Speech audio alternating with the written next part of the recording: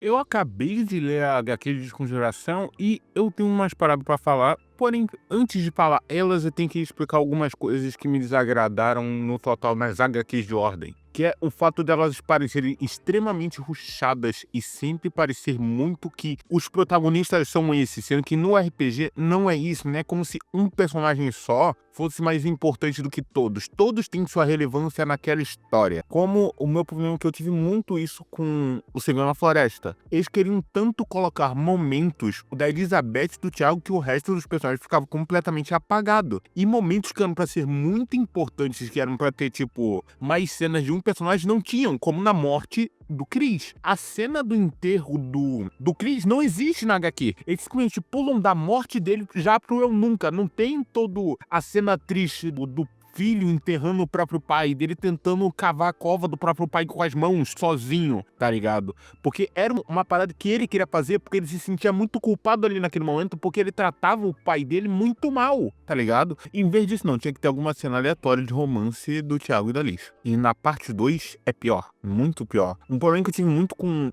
essas duas HQ era o fato de eles descaracterizarem coisas que faziam os personagens serem os personagens. Eu entendo que era uma parada errada ali ser babaca, entendo que era uma parada errada o Thiago ser meio babaca. Todo mundo era meio babaca na primeira temporada. Porém, o que acontece é quando eles começam a tirar isso e o personagem começa a virar outro personagem, porque ele não é mais aquilo que ele era antes. Eu entendo que é só uma adaptação, que isso é pra atrair um novo público. Mas quem já viu tem todo o direito de criticar, porque tem como você comparar com o material original. Um exemplo muito interessante de uma parada que eles fizeram, eu sei que foi errado isso que eles fizeram com o personagem no RPG, mas todos eles terem tratado mal o Alex, deles terem dado um tiro no Gabriel barra Agatha, que a gente vai descobrir muito mais pra frente, vai descobrir só no último episódio que o Gabriel naquele momento ele já era a Agatha, fazia os personagens serem o que eles eram, os erros dele, porque basicamente é como se eles não tivessem erros na HQ. Eles são seres perfeitos sem nenhuma falha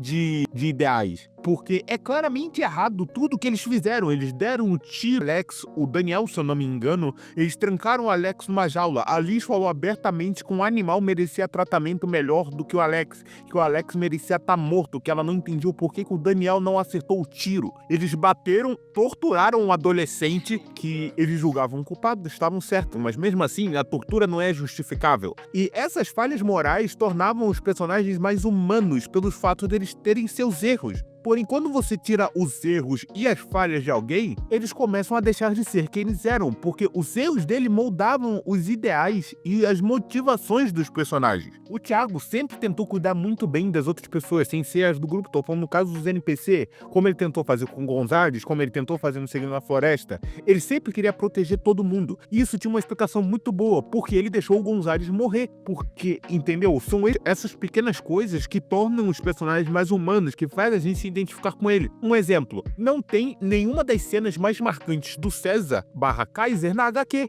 Não, eu sei que é só um meme, eu sei que era uma parada interessante, mas seria louvável ter colocado as cenas que o Kaiser era foda na HQ, porém não tem, porque eles querem colocar alguma cena da Elizabeth e do Thiago sendo foda, ou alguma coisa do tipo. Já nessa HQ, acontece uma parada muito diferente, porque pelo que eu entendi, uma leve teoria que eu tenho, que a cada parte da HQ eles vão tentar focar em uma pessoa, em um grupo do grupo. Um exemplo, essa primeira HQ é muito focada no Dante e na Beatrice. Julgo eu que a próxima, provavelmente, como essa adaptou mais ou menos do episódio 1 ao 6, eu julgo eu que como eles vão tentar dar uma encurtada ali na mansão endiabrada, eles vão mais ou menos do episódio 7 ao 15. Sendo assim, eu julgo que eles vão tentar focar um pouco mais na Eri e no Luciano. Sendo a última parte, que é do episódio 16 em diante, vou tentar focar mais no trio que a gente mais gosta, pelo menos o que eu mais gosto, uma opinião pessoal minha, que são os melhores 3 personagens de ordem dessa temporada, que é o Joey, o Arthur e o Kaiser. Que claramente, se eles não colocarem foco, tipo, derem um grande foco pro Kaiser, pelo menos na última parte, eu vou achar muito paia, porque eles vão tirar um pouco do simbolismo que teve o Cinerária, que é alguém que se que era alguém medroso, alguém com suas falhas, alguém com seus problemas, superando eles para tentar salvar aqueles que ele gostava. Porque, como o próprio Kaiser já disse uma vez, que ele queria ser egoísta o suficiente que nem o Thiago para poder se sacrificar pelos outros. E a cena do Cinerária é magnífica. Todo o contexto de como ela acontece, o Kian tentando convencer que ele estava no topo da lista de prioridades, que ele poderia fugir primeiro, que não teria problema, e ele mesmo assim, ele não dando ouvidos pro Kian e simplesmente salvando seus amigos. E suas últimas palavras: hoje eu não sou César, hoje eu não sou Kaiser, hoje eu sou Angel of the Night. Caralho, irmão, essa cena é maravilhosa. Eu chorei vendo essa cena originalmente, e eu espero sentir a mesma emoção lendo o HQ, mesmo que seja uma outra vertente, seja um outro estilo de adaptação. Um exemplo que essa HQ sabe fazer muito bem, como ela soube apresentar muito bem os personagens, alguns momentos dá pra gente sentir uma emoçãozinha, mesmo que a gente já tenha uma leve noção do que tá acontecendo. Um exemplo pra mim, eu cheguei a ficar emocionado, tipo, ter um surto de histeria leve, porque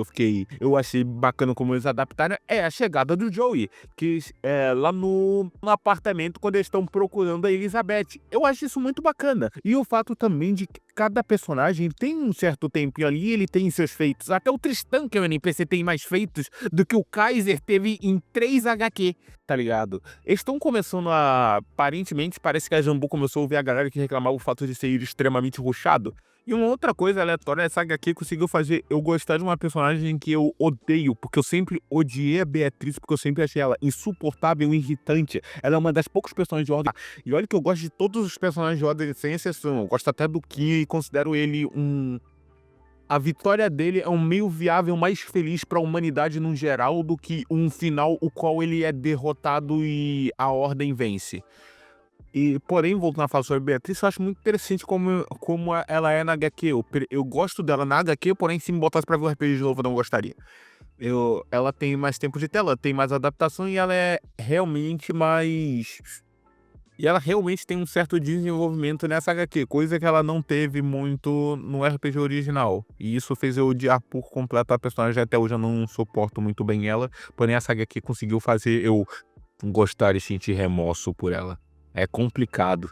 E se eles adaptarem como eles adaptaram essa primeira parte, dando mais foco cada um pra um personagem e talvez mais pro final dar um foco geral pra todos ao mesmo tempo, vai ser muito interessante, porque vai ter mais impacto às ações. E não vai ser como se simplesmente 2 personagens fossem os mais pica que tem no bagulho e eles fossem os mais importantes que tem ali no rolê. Porque no RPG não é assim que funciona.